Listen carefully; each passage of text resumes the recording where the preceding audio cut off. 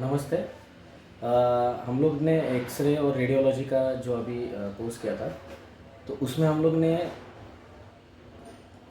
On screen वो देखा, लेकिन प्रैक्टिकली जब पेशेंट अपने पास आता है तो रीड करने में दिक्कत आ सकती है। ये मुझे बाद में थोड़ा सा 2-3 क्वेरीज आने के बाद पता चला। तो जब पेशेंट अपने पास आता है तो ये बड़ी फाइल्स लेके आता है।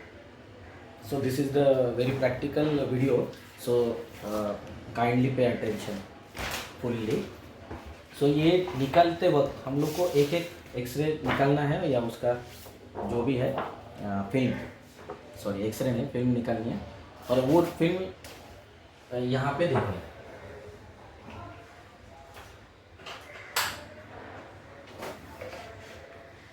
अब मोस्ट इम्पॉर्टेंट यहाँ पे अगर आप एक चीज़ देखेंगे तो यहाँ पे एक फर्स्ट व्यू रहता है। देखिए,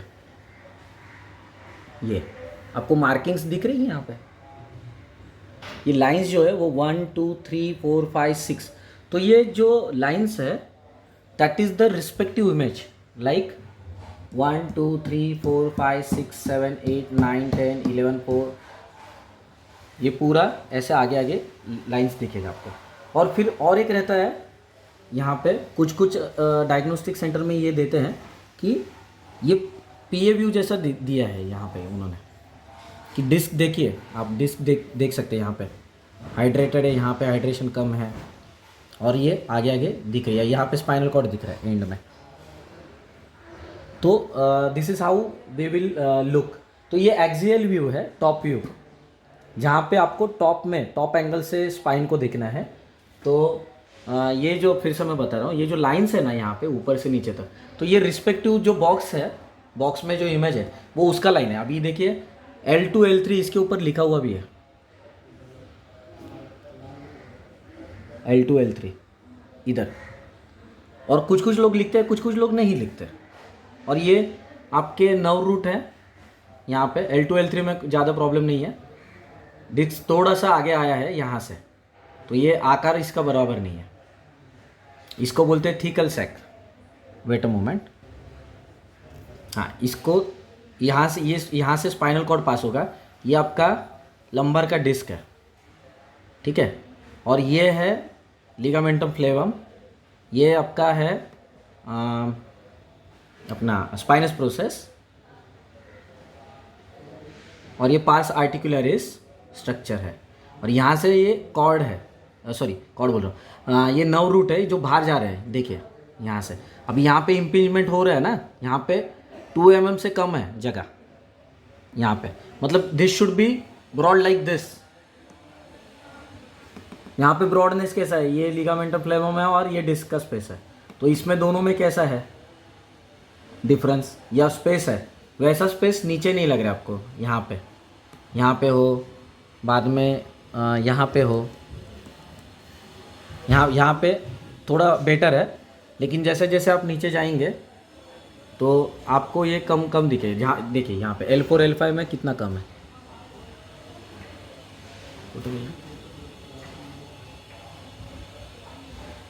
L4 L5 में ये कम है स्पेस। इधर ज़्यादा स्पेस है, इधर कम है। मतलब क्या है, ये एंटीरियर एस्पेक्ट है, ये पोस्टीरियर एस्पेक्ट है। मतलब स्पाइनस प्रोसेस जहाँ पे है वो पोस्टीरियर एस्पेक्ट रहेगा। मतलब ये आपका बैक है नीचे की तरफ, और ऊपर की तरफ आपका एब्डोमेन है सामने की तरफ। तो इसका मतलब क्या है कि इस पेशेंट के लेफ्ट साइड में पेन ज़्यादा होगा, लेफ्ट साइड के लेग में। PSI से लेकर, PSI मतलब पोस्टीरियर सुपीरियर रिलैक्स स्पाइन से लेकर, या लंबर रीजन से, लेफ्ट लंबर रीजन से लेकर लेफ्ट लेग तक पेन रहेगा। तो this is how we understand the MRI when patient is actually coming with। so this image is very important। जहाँ पे लाइन लिखा है, लाइन किया है, तो लाइन मीन्स वो डिसेक्शन है उसका, उस लेवल पे वो इमेज कैसे दिखती है आपको, उसका वो एक्सप्लेनेशन है। This is for axial view and this is whole spine screening इसको बोलते हैं, जहाँ पे आपको एट अ टाइम पूरा का पूरा स्पाइन एक साथ दिखता है, ठीक है।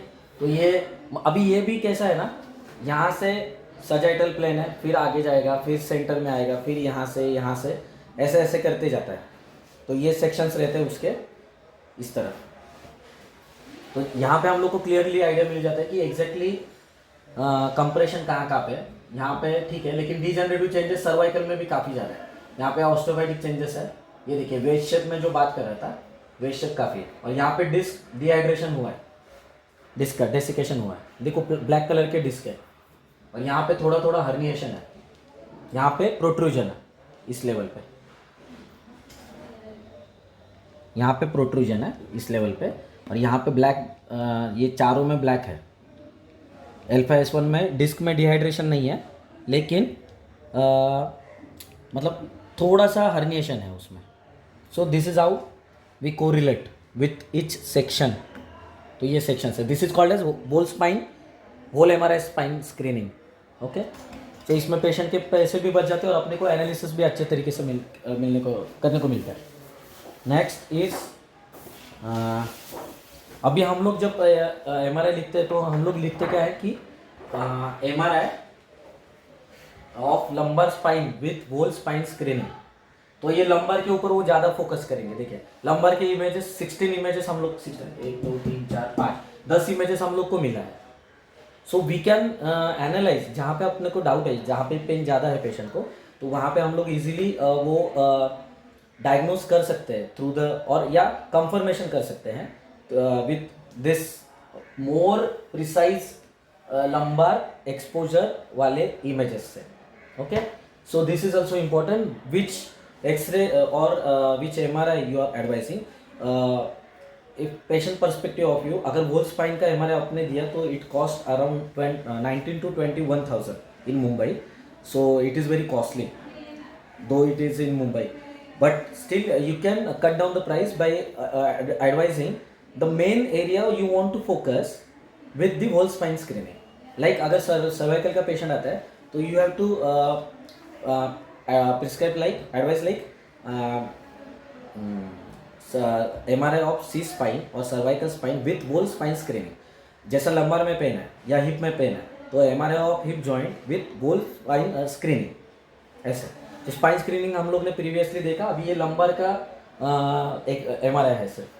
सी you can understand better in this kind of exposure thing. यहाँ पे देखो ब्लैक कलर कितना, और ये जूम हुआ है ना, जूम होने की वजह से और ज़्यादा क्लियर इमेज मिल रहा है हम लोग को। ये देखो लास्ट वाला जो है ये मसल वगैरह दिखेगा, मतलब ये सेक्शन वाइज है। Again this is like in section 1 2 3 4 5 6 7 8 9 and 10। तो इसके लिए प्रोग्रेस, तो सेंटर वाला जो इमेजेस है वो खास रहता है हम लोग का। ये देखिए ये जो लास्ट के दो, बीच वाले जो दो है, that means they are in the middle of the disc, ये मान के चलते हैं। तो यहाँ पे देखिए कितना हर्निएशन है, प्रोट्रूजन एक्चुअली ये यहाँ पे हर्निएशन है। Okay, so this is how we look practically. जब पेशेंट हम लोग के पास आता है तो मुझे लगा कि ये वीडियो इम्पोर्टेंट है, so go through this video fully. Still if you have any doubt you can ask on the group. Our revision class will be held on 10th of April, okay, coming Monday. Thank you.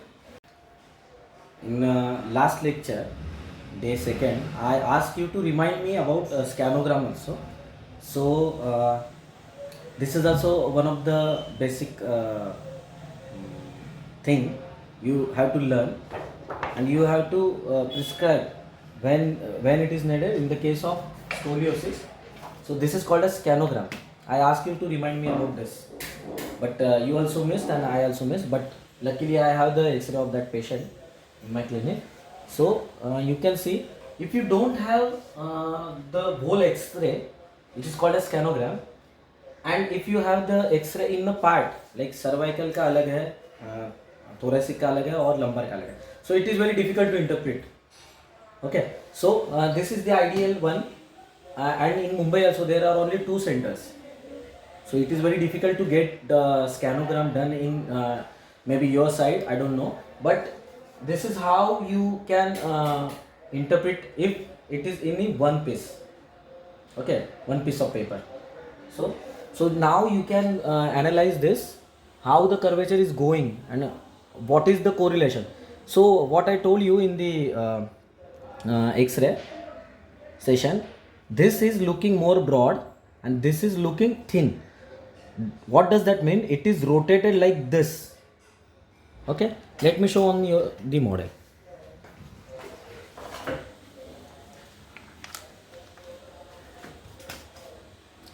So this is neutral.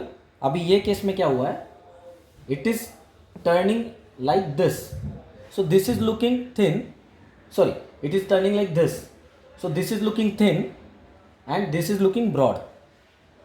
ये देखो, exactly वही picture same है. देखो, ये सामने की तरफ है, इसके लिए दिस इज कमिंग फॉरवर्ड और ये ऊपर उठा हुआ भी है ऐसा. इसको ही शिफ्टिंग और टिल्ट बोलते हैं हम लोग कायरो या ऑस्टियोपैथी में.